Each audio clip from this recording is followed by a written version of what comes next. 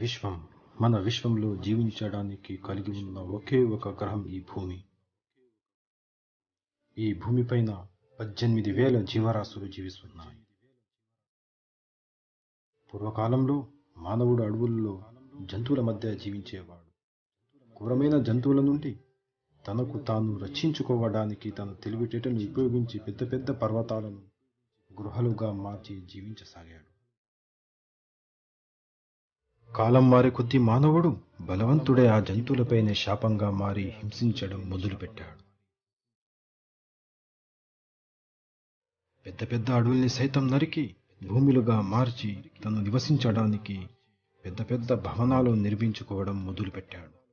మనిషి ఈరోజు తన కుటుంబంతో పిల్ల పాపలతో చాలా సంతోషకరమైన జీవితం పొందుతున్నాడు. కానీ మనిషి స్వార్థం వల్ల అంతరించిపోయిన అడవుల వల్ల ఎన్నో జంతువులు జీవించడానికి అడవులు లేక, తినడానికి తిండి లేక, తాగడానికి నీళ్లు లేక జీవితమే భారంగా మారి ఎన్నో మూగ జంతువులు అంతరించిపోతున్నాయి. ప్రకృతి వల్ల కొన్ని జంతువులు అంతరించిపోతే మానవుడి వల్ల ఎన్నో మూగ జంతువులు ఈ భూమి నుండి అంతరించిపోతున్నాయి. ఎప్పుడైనా ఆలోచించారా? ఈ భూమిపై మిగిలి ఉన్న అంతో కొంత అడవిని మనిషి నరికివేయడం లేదా ఆ అడవిని నిర్బంధిస్తున్నారు. మీకు తెలుసా?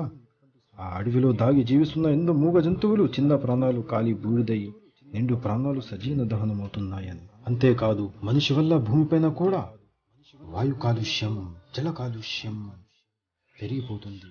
తాను ఉపయోగించిన చెత్తను కూడా ఎక్కడంటే అక్కడ వేయడం వల్ల మన చుట్టూ పక్కల జీవించే మూగజీవులు ఆకలి బాధతో ఆ చెత్తను తినలేక తిని అది దీనం కాక అల్లాడి అల్లాడి తమ ప్రాణాల్ని కోల్పోతుంది. భూమిపై అడవులు లేక ఎక్కడ చూసినా కాలుష్యం. భూమిపై మూగజీవులు రోజు రోజుకు అంతమైపోతున్నాయి.